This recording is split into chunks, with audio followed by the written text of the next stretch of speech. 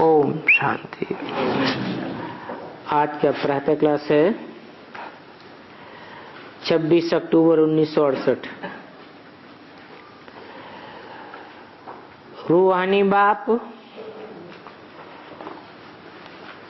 और अंग्रेजी में कहा जाता है सुप्रीम फादर।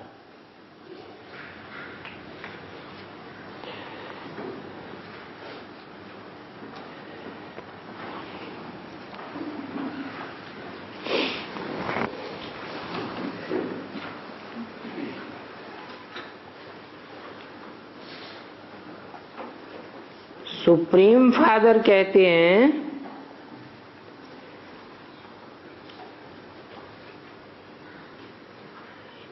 स्पिरिचुअल फादर नहीं कहते।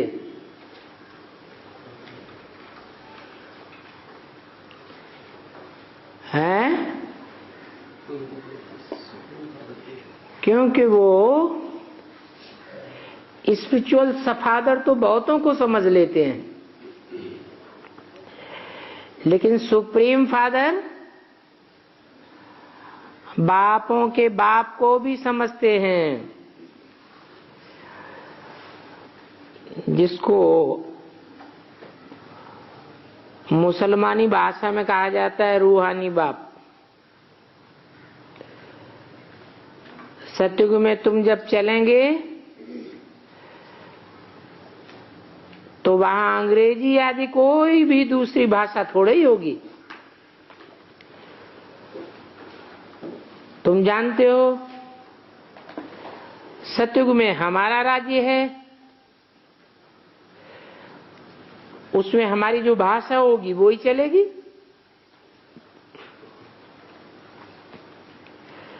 फिर बाद में वो भाषा बदली होती जाती है, अनेक अनेक भाषाएं हो जाती हैं। जैसा जैसा राजा वैसी उनकी भाषा चलती है। अब ये तो सभी बच्चे जानते हैं।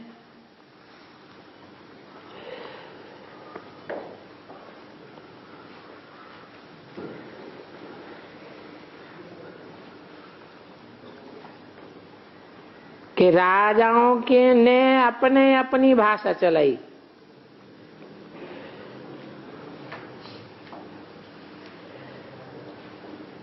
सभी सेंटर्स पर जो भी बच्चे हैं सभी की एक ही भाषा होती है।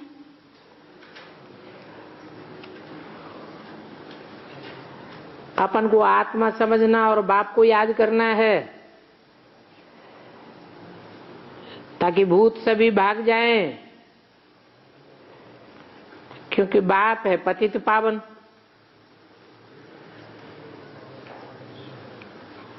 ये 5 भूतों की तो सभी में प्रवेशता है। आत्मा में ही 5 भूतों की प्रवेशता होती है। फिर उन भूतों का विकारों का नाम भी गिना जाता है। पहले पहले है देह अभिमान, काम क्रोध लोभ मोह अहंकार।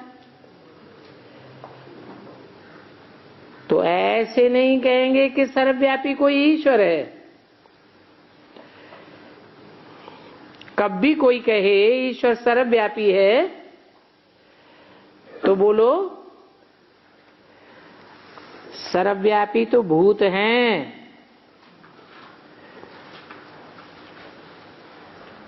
सभी आत्माओं में।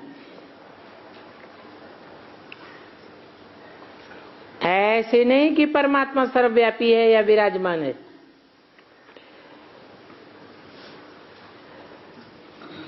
तो समझना चाहिए कि परमात्मा में फिर 5 भूतों की प्रवेशता कैसे होगी।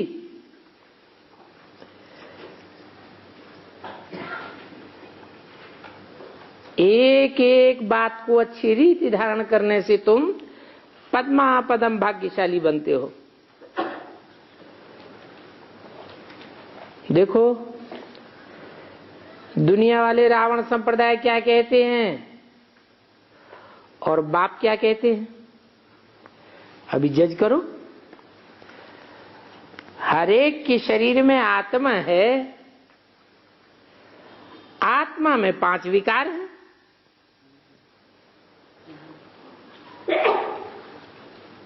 पांच विकार टाइम टू टाइम प्रवेश करते हैं ना, परंतु सतयुग में तो ये 5 भूत होते ही नहीं।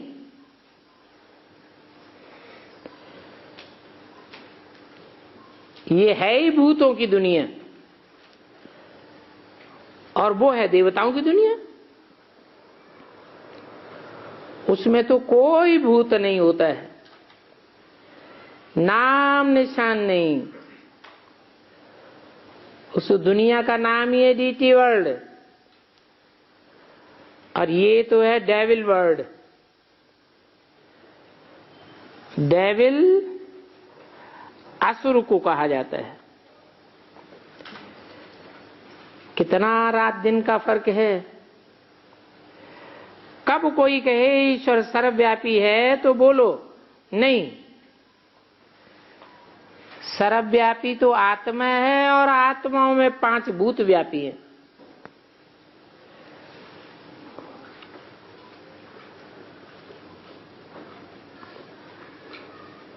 ये 5 विकार सर्वव्यापी हैं। अभी तुम तो चेंज होते हो,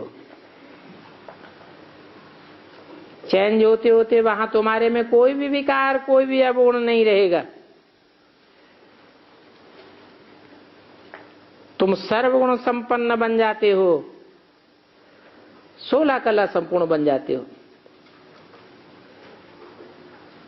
पहले थे सर्वगुण संपन्न, फिर नीचे उतरते गए। तो अभी इस चक्र का भी तुमको मालूम पड़ा है कि हम 84 का चक्र कैसे फिरे हैं। अभी हम सो आत्मा का दर्शन करते हैं। आत्मा को इस चक्र का नॉलेज हुआ, उठते बैठते चलते फिरते तुमको ये नॉलेज बुद्धि में टपकती रहनी चाहिए। बाप ही नॉलेज पढ़ाते हैं, और बाप भारत में ही आकर के ये नॉलेज पढ़ाते हैं। क्या हैं? विदेशों में आकर नहीं पढ़ाते हैं। क्यों? भारत में और विदेशों में क्या अंतर है?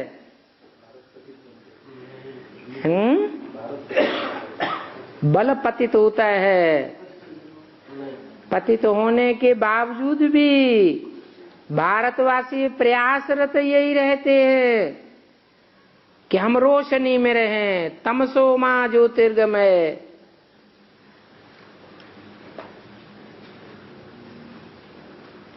उन भूतों का नारा होता है अंधेरा कायम रहे, और हमारा नारा होता है इन भूतों को भगाना है। कहते हैं ना हमारा भारत,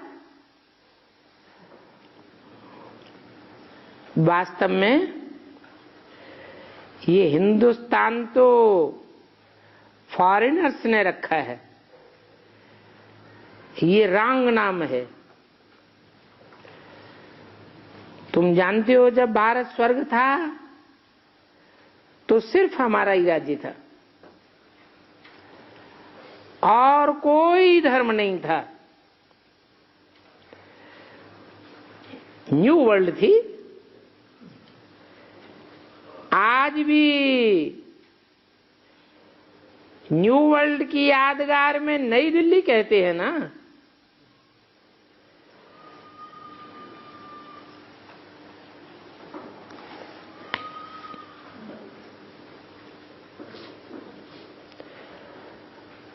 नई दिल्ली सारी पत्थरों की बनी हुई है,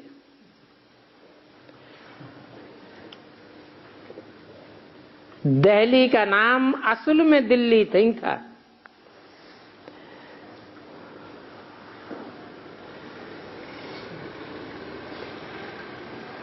परिस्तान कहते थे। अभी तो नई दिल्ली और पुरानी दिल्ली कहते हैं।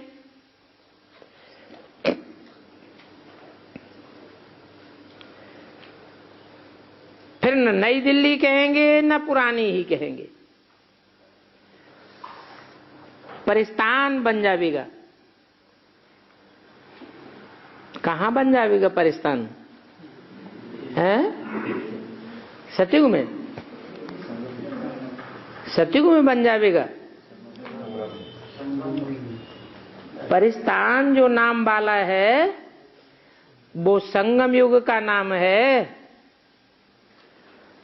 ज्ञान परियों का स्थान है, ज्ञान योग के पंखों से उड़ने वालियों का स्थान।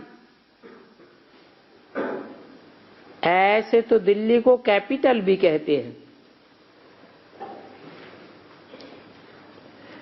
तो जब इन्हें लक्ष्मी नारायण का राज्य होगा तो और कोई भी नहीं होगा, हमारा ही राज्य होगा। अभी तो हमारा राज्य नहीं है, इसलिए सिर्फ कहते हैं हमारा भारत देश है। क्या कहा? अभी भारत सारा हमारा नहीं है, दिल्ली भी हमारी नहीं है, कैपिटल भी हमारी नहीं है। अभी क्या है? हमारा भारत देश है। परंतु भारत देश में राजा ही तो है नहीं। क्या नाम हमारा कौन है? जो सदैव भामन रोशनी, ज्ञान की रोशनी में लगा हुआ है, वो हमारा है। द्वापर कलयुग में भी बल भक्ति मार्ग रहा, तो भी सभी भारतवासियों ने फॉलो किसको किया?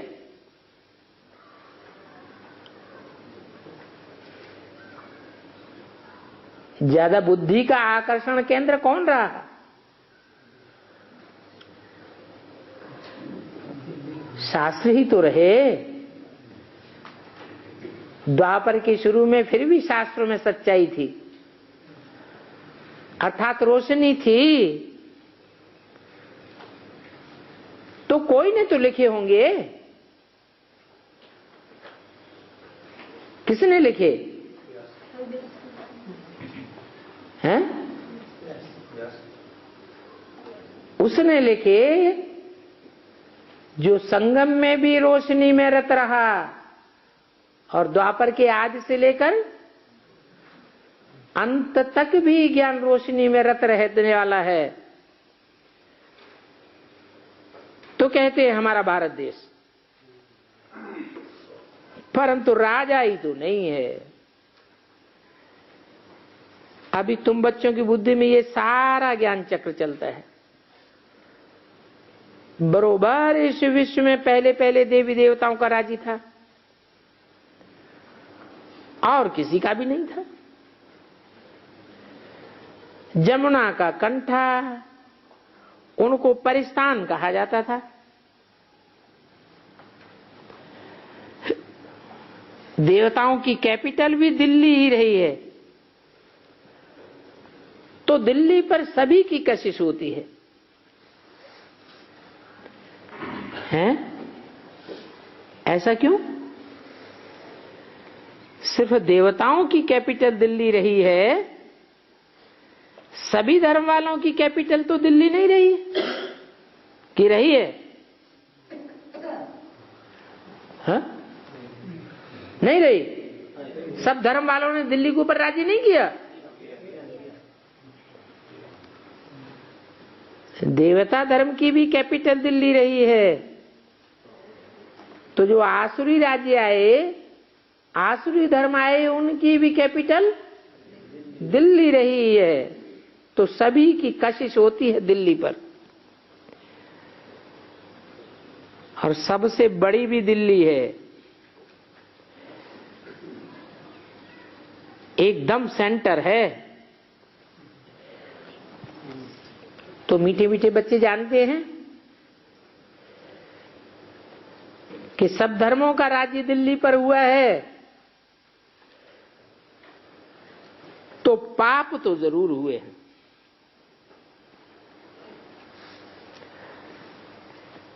नाहक खून खराबा भी सबसे जास्ती दिल्ली में हुआ है। पाप आत्माएं बन गए हैं। सतयुग में होते हैं पुण्य आत्माएं, कोई पाप का काम नहीं करते, और बाप ही आकर के ऐसा पावन बनाते हैं।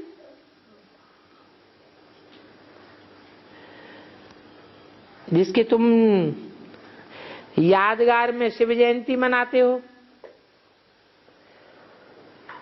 अभी जयंती अक्षर सभी से लगता है,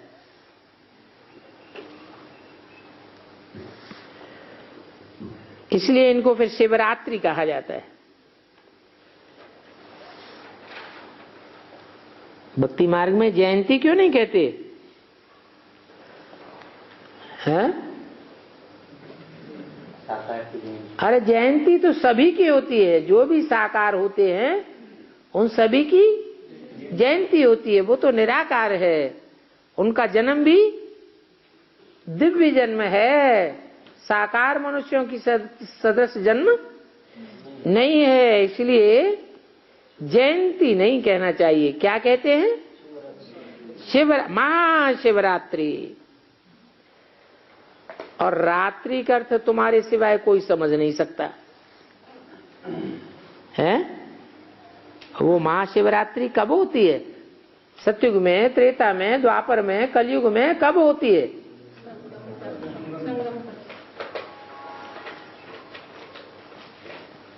संगम में भी दो युग हैं,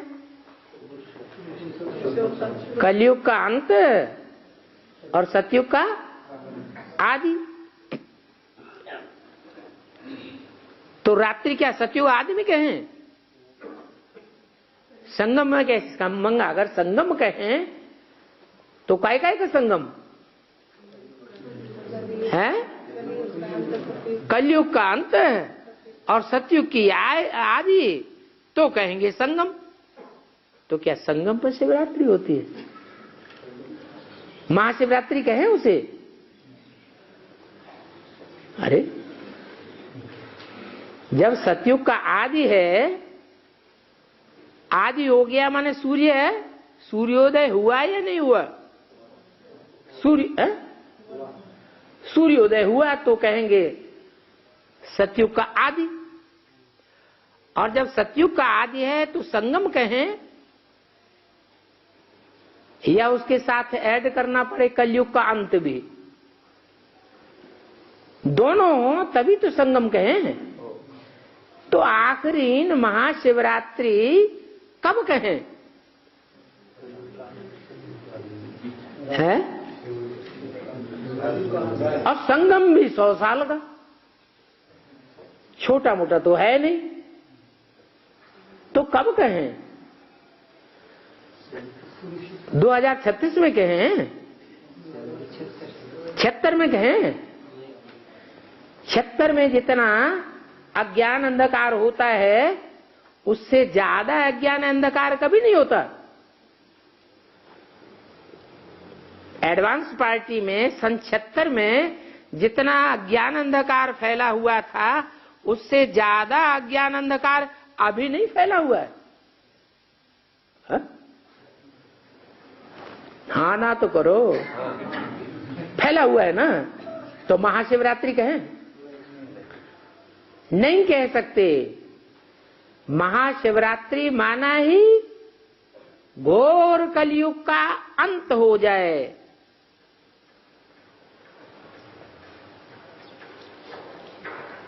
और युग परिवर्तन के लिए निमित्त तो कोई बनते हैं? कि बिना निमित्त के युग परिवर्तन हो जाएगा? कोई न कोई निमित्त बनते हैं।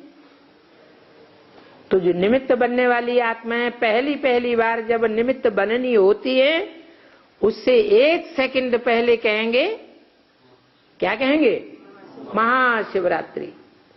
सारी दुनिया, सभी धर्म वाले, सभी देश वाले तो घोर अज्ञान अंधकार में होते ही है, लेकिन बेसिक ब्राह्मणों की दुनिया भी टोटली अज्ञान अंधकार में होती है।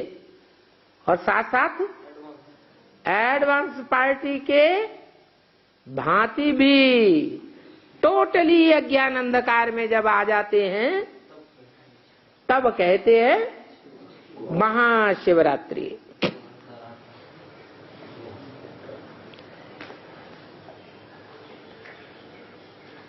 तो महाशिवरात्रि का अर्थ तुम्हारे सिवाय कोई नहीं समझ सकता।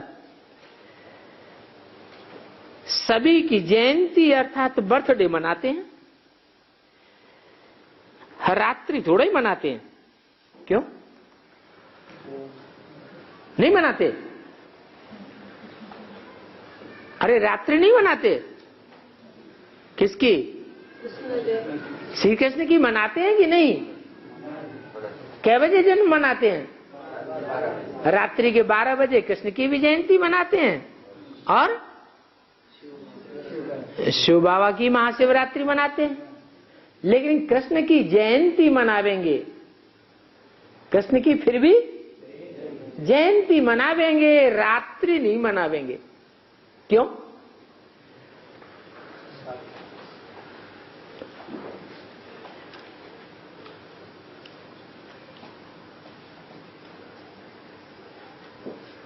कृष्ण की जयंती मनावेंगे,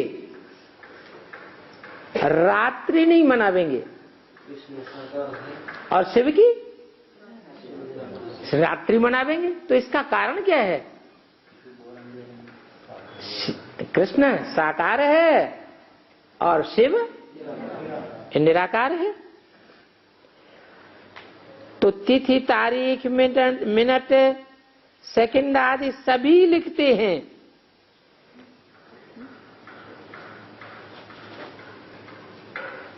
कृष्ण की, शिव की तिथि तारीख कभी लिखेंगे नहीं। तो अभी ये है शिवरात्रि, इसका अर्थ तो समझ न सके। अच्छे अच्छे विद्वान आदि कोई भी नहीं जानते ये शिवरात्रि क्या है। जब जानते ही नहीं तो मनावे क्या? बाप ने समझाया रात्रि का अर्थ क्या है। क्या है रात्रि का अर्थ? है अंधकार। अरे हद का अंधकार या बेहद का अंधकार? बेहद का अज्ञान अंधकार। ये जो 5000 वर्ष का चक्र है, उसमें सुख और दुख का खेल है। तो दुख का खेल जब पूरा होता है, उस सेकंड क्या मनाते हैं? क्या मनावेंगे? हाँ हाँ, जेल तो जेल में अंधेरा ज्यादा रहता है, उजेला रहता है। हैं? वो तो बंद कर दिया जाता है। जैसे कुएं का मेंढक बंद है कुएं में, ऐसे जेल में रहने वाला भी, जो कड़े कड़े कैदी होते हैं उनको तो और ही काल कोठरी में डाल देते हैं। तो दुख का अंत अर्थात अज्ञान अंधकार का अंत, इसको कहा जाता है दिन, उसको कहा जाता है रात।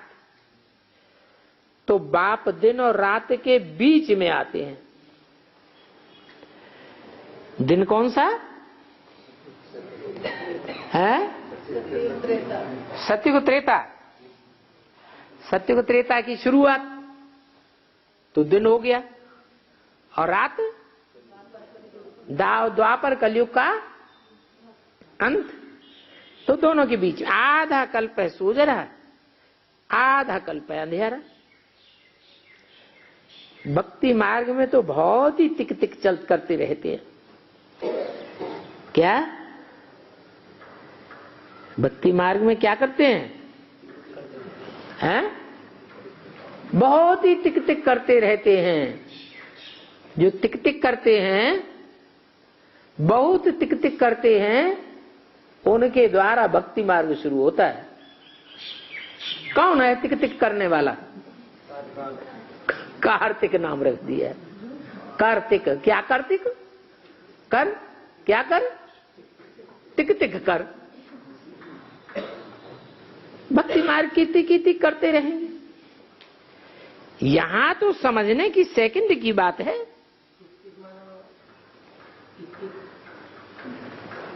गाड़ी होती है, बैलगाड़ी, उसमें एक बैल होता है दाईं हाथ की ओर और एक होता है बाईं हाथ की ओर। जो दाईं हाथ का बैल होता है वो अच्छा माना जाता है। समझदार और पावरफुल बैल होगा तो उसको दाईं हाथ की ओर रखेंगे, और जो बाईं हाथ का होता है वो उसको जब घुमाएंगे तो कहेंगे टिक टिक टिक टिक टिक टिक टिक टिक, और जो दाईं हाथ वाले को घुमाएंगे तो कहेंगे आ आ आ। तो देखो कैसी बातें बनाई हुई हैं। बुलाएंगे किसको? दाईं हाथ वाले को, और जब मोड़ देंगे तो टिकटिका लगाएंगे। अब तुम्हारा तो है सहज राजयोग। तुमको पहले जाना है मुक्ति धाम में,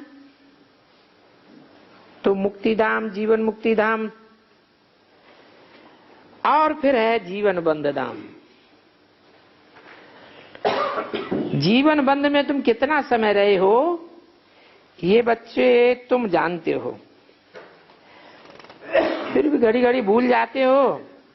बाप समझाते हैं योग अक्षर ठीक है, परंतु उन्हों का है जिस्मानी योग और तुम्हारा है रूहानी योग, अर्थात आत्मा का योग। सन्यासी लोग तो अनेक प्रकार के हठ योग आदि करते रहते हैं। ऐसे हठ योग सिखाते हैं जिस्मानी, जो मनुष्य मुझ पड़ते हैं। 26 अक्टूबर 68 की वाणी का दूसरा पेज। तुम जानते हो कि तुम सभी बच्चों का बाप भी है, टीचर भी है, तो उनसे योग लगाना पड़े, टीचर से पढ़ना होता है। बच्चा जन्म लेते हैं तो पहले पहले बाप से योग होता है, फिर 5000 वर्ष के बाद टीचर से योग लगाना है। वो 5 वर्ष के बाद बच्चा बड़ा होता है तो फिर टीचर के पास बैठाया जाता है, टीचर से योग लगाना है। फिर वानप्रस्थ अवस्था में गुरु से योग लगाना पड़ता है। तो 3 की मुख्य याद रहती है, जन्मदाता बाप की, पढ़ाई पढ़ाने वाले टीचर की, और वानप्रस्थ में जाने पर गुरु की। तो वहां तो उस दुनिया में अलग अलग होते हैं। यहां एक ही बार बाप आकर के बाप भी बनते हैं। ऐसे नहीं कि फिर दोबारा आएंगे तो टीचर बनेंगे, नहीं। तीसरी बार आएंगे तो सदगुरु बनेंगे, नहीं। एक ही बार आते हैं और उस एक बार आने में ही बाप भी, टीचर भी और सदगुरु भी। तो वंडरफुल बात है। ऐसे बाप को जरूर याद करना चाहिए। क्या पहचान दी? हैं? ऐसे नहीं एक बार ब्रह्मा के रूप में आवे तो ब्रह्मा के द्वारा बाप आया, कहें कि तुमेव माता च पिता त्वमेव, नहीं। टीचर कहाँ बना? एक्सप्लेनेशन देने वाला कहाँ बना? मन बुद्धि की या शरीर की सदगति कहाँ हुई? यहां तो एक ही बार आते हैं, एक ही तन में, मुकर्रर रथ में, और आकर के बाप भी तो टीचर भी तो सदगुरु का भी काम करते हैं। जन्म जन्मांतर तो तुम तीन को अलग अलग याद करते आए हो, और अभी तीनों रूपों को एक में याद करते हो। सतयुग में भी तो बाप से योग होता है, फिर बड़ा होता है बच्चा, टीचर से योग होता है। वहां भी पढ़ने तो जाते हैं ना, बाकी गुरु की वहां दरकार नहीं रहती है। क्यों नहीं रहती? वहां सदगति की दरकार है ही नहीं। क्या सदगति हुई पड़ी है? सतयुग में कहें कि सदगति हुई पड़ी है? हाँ, सदगति में सब आत्मा की स्थिति में रहते हैं। देह की दुर्गति होती है, 5 तत्वों की दुर्गति होती है, लेकिन हम तो अपने को दुर्गति वाला देह समझते ही नहीं है। तो ये सभी बातें याद करने में तुमको क्या तकलीफ होती है? बिल्कुल ही सहज बातें हैं। इसको कहा जाता है सहज याद, परंतु है ये अनकॉमन। बाप कहते हैं मैं भी थोड़े समय के लिए लोन लेता हूं। थोड़े समय के लिए है? क्या मतलब? 100 साल नहीं रहते संगम में? हैं? रहते हैं, फिर थोड़े समय क्यों कहा है? नहीं, 47 से लेकर 68 तक की ये वाणी है ना, तो उस समय के लिए कहा मैं भी थोड़े समय के लिए ये लोन लेता हूं। 60 वर्ष में वानप्रस्थ अवस्था होती है। कहते भी है ना, 60 तो लगे लाठ। ये ज्ञान की लाठी है। इस समय सभी को लाठ लगी हुई है। क्या लगी हुई है? लाठ सभी को लगी हुई है। हैं? माना सारी दुनिया में जो भी मनुष्य मात्र हैं, लाठी ज्ञान की तो सभी को लगेगी, कोई को कम कोई को ज्यादा। सभी वानप्रस्थ निर्वाण धाम में चले जाएंगे। सभी की वानप्रस्थ अवस्था है, वो है स्वीट होम। उनके लिए कितनी अथाह भक्ति तुमने की है। अभी चक्र फिर करके आए, मनुष्य योग ये कुछ भी पता नहीं है। ऐसे ही गपोड़ा लगाई दिया लाखों वर्ष का। लाखों वर्ष की बात हो, फिर तो रिपीटिशन में ही मुश्किल हो जाए, रेस्ट मिलना ही मुश्किल हो जाए। तुमको विश्राम मिलता है, उसको कहा जाता है साइलेंस इन कॉर्पोरियल वर्ल्ड। ये तो है स्थूल और वो है इनकॉर्पोरियल। मूल है स्वीट होम। आत्मा बिल्कुल छोटी रॉकेट है। रॉकेट क्यों कहा है? रिकार्ड कहा, रॉकेट कहा, बैटरी कहा, ड्राइवर कहा। क्यों कहा? कोई कारण होगा ना। क्या कारण है? रॉकेट इसलिए कहा कि रॉकेट बहुत तेज उड़ता है, बहुत तेज दौड़ता है, लेकिन वो तो बड़ा होता है, और ये तो बहुत ही सूक्ष्म है। इसको तो एक स्थान से पृथ्वी के दूसरे स्थान तक, दूसरे छोर तक जाने में 1 सेकंड का टाइम भी नहीं लगता। यहां अभी अभी शरीर आत्मा छोड़े और विलायत में जाके गर्भ में जन्म ले लेती है। तो इनसे तीखा भागने वाला कोई होता ही नहीं है। इस सबसे तीखा रॉकेट है। 1 सेकंड में शरीर छूटा और भागा, और दूसरा शरीर तो तैयार रहता ही है। तो ड्रामा अनुसार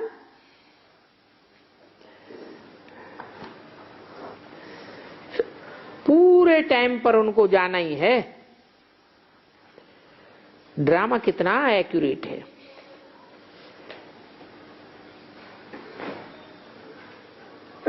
वो जो ड्रामा खेलते हैं उसमें तो कोई एक्यूरेसी नहीं है,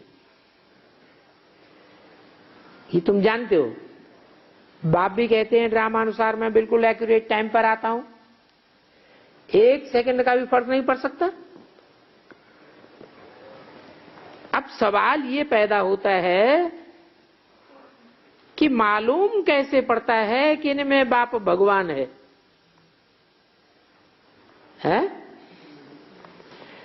कैसे मालूम पड़ता है? ज्ञान समझाते हैं, मुकर्ररत है। और एक मुसीबत, ये कैसे पता चले कौन सा मुकर्ररत है? ज्ञान के आधार से।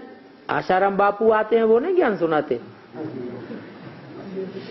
तो जितने भी आते हैं महात्माएं, धर्मात्माएं, धर्म पिताएं, ज्ञान तो कुछ न कुछ सुनाते ही हैं। तो जो भी आके ज्ञान सुनाते हैं सबको भगवान मान ले, बाप मान ले, फिर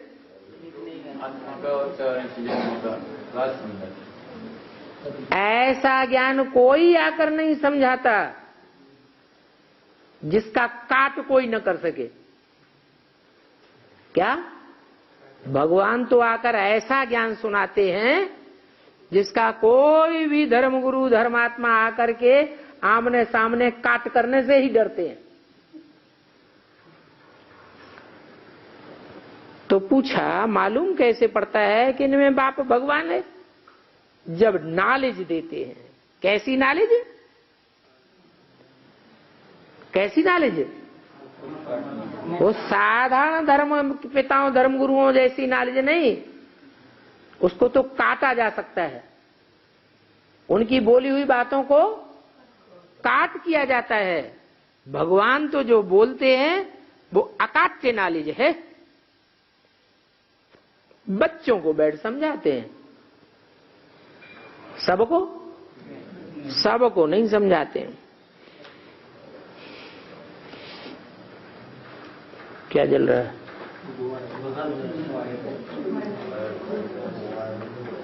शिवरात्रि भी मनाते हैं।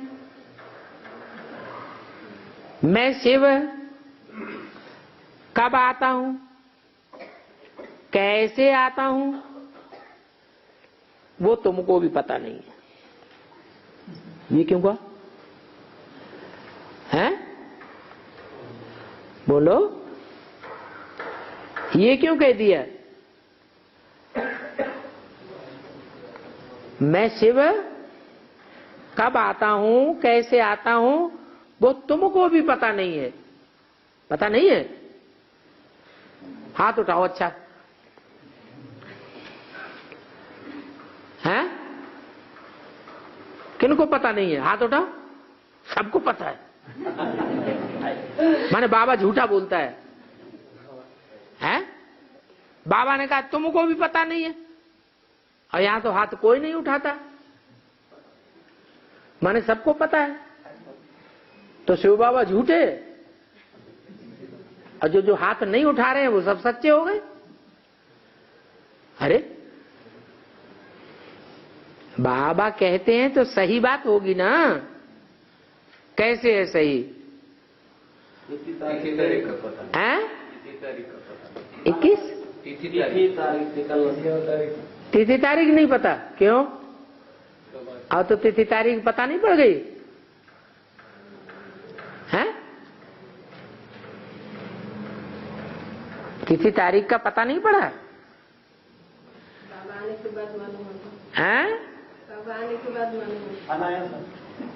तिथि तारीख तो पता पड़ गई, तिथि का भी पता पड़ गया, तारीख का भी पता पड़ गया।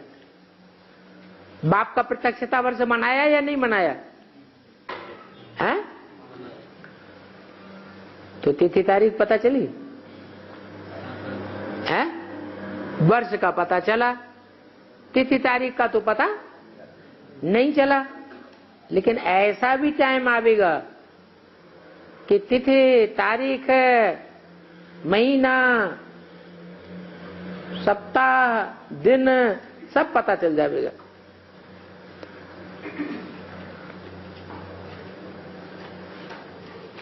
अब ये वाक्य साबित कैसे हो सच्चा? भगवान का बोला हुआ महावाक्य है, पत्थर की लकीर है। ब्रह्मम वाक्यम जनार्दनम कहा जाता है। तो ये झूठा वाक्य बोला है या सच्चा बोला? सच्चा भी है। फिर तिथि तारीख का पता भी नहीं है। पता है? पता नहीं है, फिर कहो ना।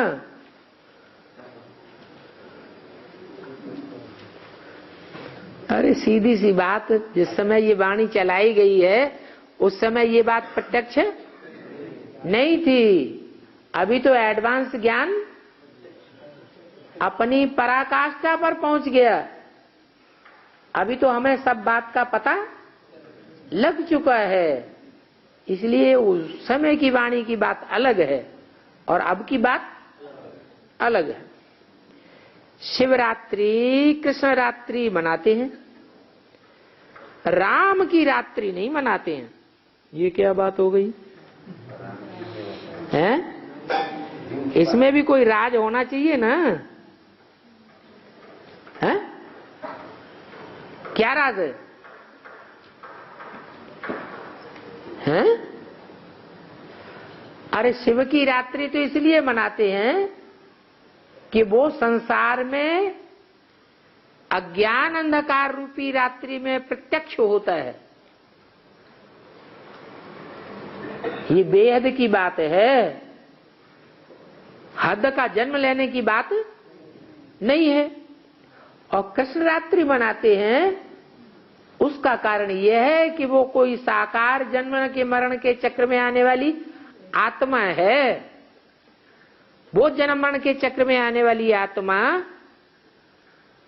अंत तक भी, जब तक पढ़ाई का अंतिम चरण चलता है तब तक अज्ञान अंधकार में ही रहती है। क्योंकि सृष्टि का पहला पत्ता है, पहले पत्ते का उद्धार नहीं होगा तो 500 करोड़ में से कोई का भी उद्धार नहीं हो सकता। तो इसलिए कृष्ण की भी रात्रि मनाते हैं, राम की नहीं मनाते। क्यों? क्योंकि राम की आत्मा तो सन 76 में जब बाप की प्रत्यक्षता होती है उस समय से ही असलियत उसकी बुद्धि में आ जाती है,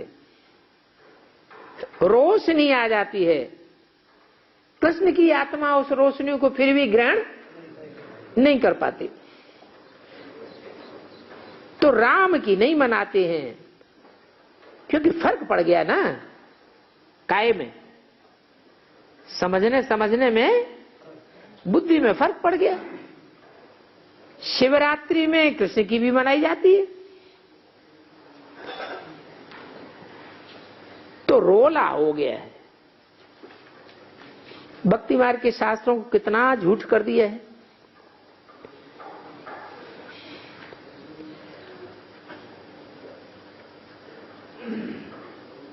माँ बाप झूठे तो सारी रचना झूठी हो गई। वहां तो है ही सच, और यहां है आसुरी रावण संप्रदाय। तो ये समझने की बातें हैं। और ये तो है बाबा, बूढ़े को बाबा कहेंगे ना। कौन है बाबा? है ये ब्रह्मा। छोटे बच्चे को बाबा थोड़े ही कहेंगे, हैं? सत्युग में जो कृष्ण जन्म लेगा उसको बाबा कहेंगे? नहीं। तो संगम युग में वही छोटा बच्चा बाबा, जिसका नाम है दादा लेखराज। कोई कोई प्यार से छोटे बच्चे को भी बाबा कह देते हैं। तो इन्होंने भी कृष्ण को प्यार से कह दिया है बाबा। बाबा तो तब कहा जाता है जब बड़ा हो और फिर बच्चे के भी बच्चे हों। क्या कहा? ग्रैंडफादर को बाबा कहा जाता है। कृष्ण तो खुद ही प्रिंस है, उनको बच्चे कहां से आए? बाप खुद कहते हैं मैं बुजुर्ग तन में आता हूं।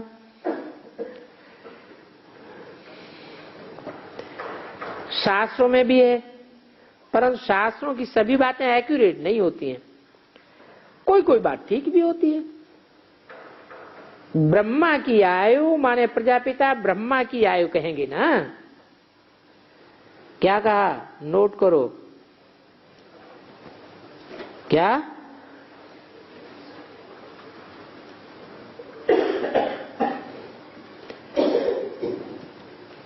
क्यों? ब्रह्मा की आयु अलग, प्रजापिता ब्रह्मा की आयु अलग। ब्रह्मा की आयु को प्रजापिता ब्रह्मा की आयु क्यों कहेंगे? हैं? अरे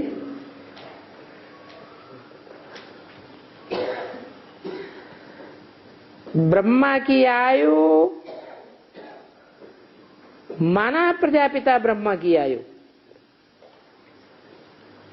ब्रह्मा की भी 100 साल, और प्रजापिता ब्रह्मा की ब्रह्मा की 100 साल आयु किस आधार पर कहेंगे? कोई हिसाब है? हैं? 47 में प्रवेश किया, ठीक है। 60 साल हुए हैं? 89 में क्या 100 साल हो गए? फिर गुलजार दादी में क्यों आ रहे हैं? सूक्ष्म शरीर अभी चल रहा है कि नहीं चल रहा है? तो फिर उनकी आयु की तो बात ही नहीं है। तो किसकी आयु की बात है? हाँ, ब्रह्मा की आयु माने प्रजापिता ब्रह्मा की आयु कहेंगे ना। वो तो जरूर इस समय होगी। किस समय है? जब भी ये वाणी चल रही है उस समय भी होगा प्रजापिता ब्रह्मा। तो बोला प्रजापिता ब्रह्मा की आयु खत्म हो जाएगी। कब खत्म हो गई? हैं? कब? 76 में प्रजापिता ब्रह्मा की आयु खत्म हो गई। अरे आयु खत्म हो गई? आयु आत्मा की होती है या शरीर की होती है? फिर कैसे खत्म हो गई? अरे कहां फंस जाते हैं? हाँ, शरीर भी 2 प्रकार के हैं। एक है एक सूक्ष्म शरीर और एक स्थूल शरीर। तो स्थूल शरीर की आयु जो है वो भी पूरी हुई 76 में, और मनन चिंतन मंथन वाला जो सूक्ष्म शरीर है उसकी भी आयु 76 में पूरी हो गई। तो बीज रूपी स्टेज बन गई।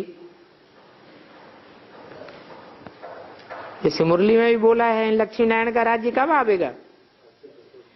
आज से 10 वर्ष कम 5000 वर्ष हुए जब इनका जन्म हुआ।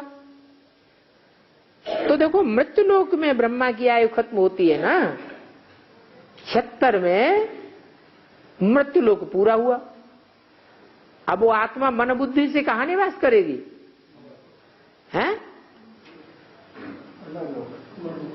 अमरलोक में। अमरलोक आ गया 76 में। हैं?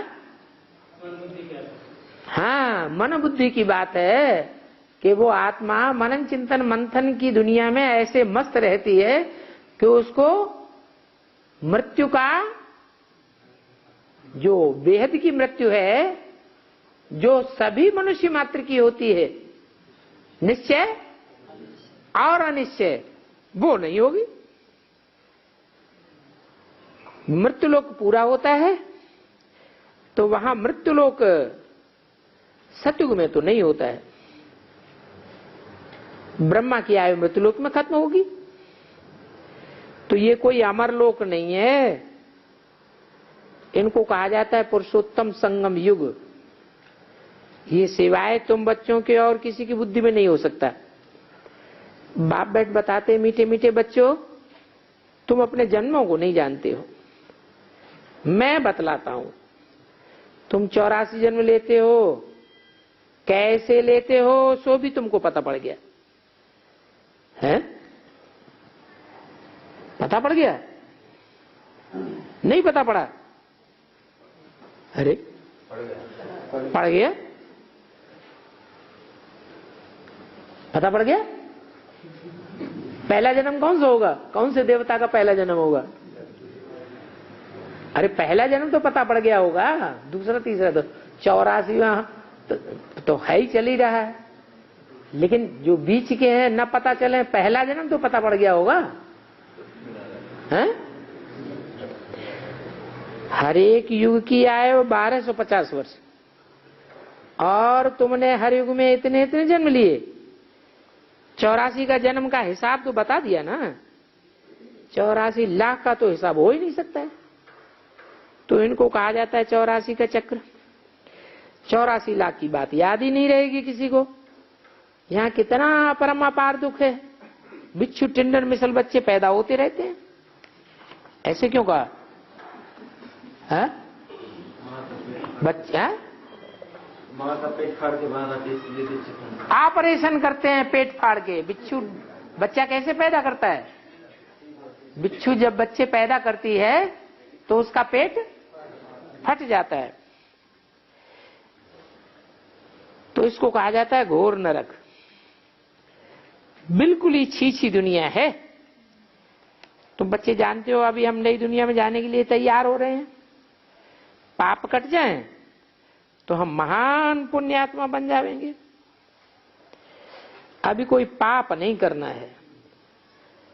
1-2 पर काम कटारी चलाना, ये तो आदि मध्यंत दुख देना है। अभी ये रावण राज्य पूरा होता है, अभी ये कलयुग का अंत, अभी महाभारी लड़ाई है अंतिम। फिर कोई लड़ाई आज 2500 वर्ष नहीं होगी। कोई भी यज्ञ नहीं रचा जाएगा।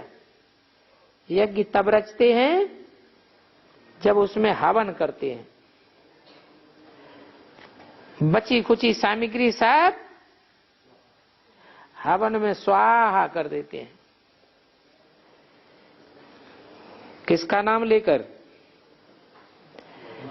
है? आखिरी सामग्री जो होती है वो शंकर की डाली जाती है।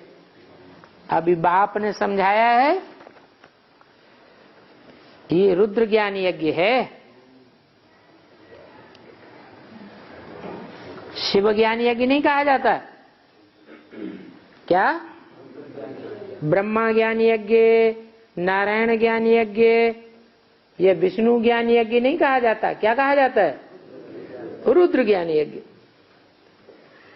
26-10-67 की वाणी का 3रा पेज। रुद्र शिव बाबा को कहा जाता है।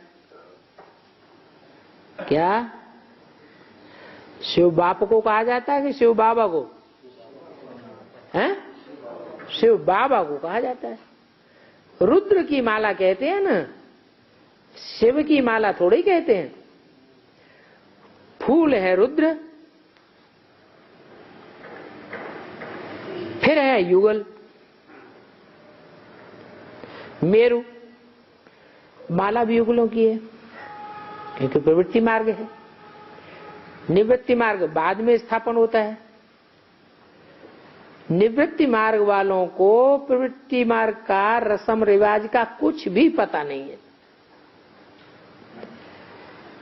वो तो बरोबर घर बार छोड़ करके जंगल में चले जाते हैं। तो नाम पड़ता है सन्यासी। क्या नाम पड़ा? सम माने संपूर्ण, न्यासी माने त्यागी, संपूर्ण त्यागी। अरे किसका त्याग करते हैं? हर्थ एंड होम, घर बार का त्याग करते हैं। खाली हाथ निकलते हैं ना। पहले तो उनकी गुरु लोग बहुत परीक्षा लेते थे, ढेर सारा काम कराते थे। असल में सिर्फ आटा ले जाते थे, रसोई नहीं लेते थे, पकी पकाई। उन्हों को वन में ही रहना पड़ता था, वन में ही कंद मूल फल मिलते रहते हैं। तो ये भी गायन है। जब सतो प्रधान सन्यासी होते थे तब कंदमूल फल खाते थे। अभी तो बात मत पूछो, देखो क्या क्या करते रहते हैं, कितना तला तलाया माल खाते हैं। देखा जाता है छोटेपन में भी बहुत गुरुओं से खराब हो पड़ते हैं। ये दुनिया तो ऐसी है, बाप भी गंदा बनाए देते हैं। इनका नाम ही है विशेष वर्ल्ड और वो है वाइसेस वर्ल्ड। तो अपन को विशेष समझना चाहिए ना। ये वैश्यालय है, बाप कहते हैं सतगु पर मेरा नाम रखा हुआ है शिवालय। वाइसलेस वर्ल्ड बनाना बाप का काम है। यहां तो सभी पतित मनुष्य हैं, इसलिए देवी देवता के बदले हिंदू नाम रख दिया। तो बाप तो सभी बातें समझाते रहते हैं। तुम असल में हो बेहद के बाप के बच्चे, वो तुमको 21 जन्मों का वर्षा देते हैं। फिर रावण राज्य होता है, तुमको जो बाप से वर्षा मिला है वो तो 21 पीढ़ी चला। अब 21 पीढ़ी पूरी हो गई। ये तो तुम्हारी अच्छी रीति समझ में आ गया। लाखों वर्ष की बात होती तो तुम समझ भी नहीं सकते। स्कूल में बच्चे हिस्ट्री ज्योग्राफी भी अधूरी पढ़ते हैं। सारे दुनिया की हिस्ट्री ज्योग्राफी तो कोई जानते ही नहीं है। तुम बच्चे जानते हो इस्लामी बौद्धी धर्म कितना समय चला, बाकी दो युगों को लाखों वर्ष कह दें तो पता ही नहीं पड़े। मनुष्य कितना चिट्ठियों में सल हो जाएंगे। तो बाप बैठ समझाते हैं, मीठे मीठे बच्चों, जन्म जन्मांतर के पाप तुम्हारे सिर पर हैं, पाप कटने के लिए तुम बुलाते आए हो। साधु संत आदि पुकारते रहते हैं, हे पतित पावन आओ। अर्थ तो कुछ भी नहीं समझते। पतित पावन आओ तो अर्थ समझना चाहिए ना। क्या अर्थ समझना चाहिए? हैं? बाप अगर आवेंगे, द्वापर में आवेंगे या कलयुग में आवेंगे तो क्या करेंगे? पतितों को पावन बनावेंगे। वो भी नहीं समझते। ये भी नहीं जानते कि पतित कौन होता है और पावन क्यों नहीं जानते। सन्यासी नहीं जानते पतित कौन होता है, पावन कौन होता है। गांधी जी नहीं जानते थे, पतित पावन सीताराम कहते रहते थे। हैं? हैं? जानते थे? पतित माने क्या? भिखारी माने क्या? शक्ति छीन हो जाए इसको पतित। हाँ, पतित माने ये गिर गया, ये ऊपर जा रहा है और अब ये गिर गया तो ये क्या हुआ? पतित हो गया। माने शक्ति छीण होती रहे तो पतित। क्या? विकारी। वि माने विपरीत, कार्य माने कार्य, कैसा कार्य? ऊपर की ओर ले जाने वाला कार्य नहीं, नीचे गिराने वाला कार्य। तो शक्ति अगर नीचे चली गई तो पतित, और शक्ति लगातार कुछ भी करे, जैसे बाबा कह देते हैं बल कर्म इंद्रियों से तुम कोई भी कर्म करो, फिर भी पतित ना बनो। अरे कोई बुद्धि में बात बैठती है? हैं? बैठती है? हैं? नहीं बैठती। असलियत तो ये है कि शक्ति जो आत्मा की है वो अधोपतन में जाए तो पतित, और ऊर्ध्व रेता बने तो पावन। ओम शांति।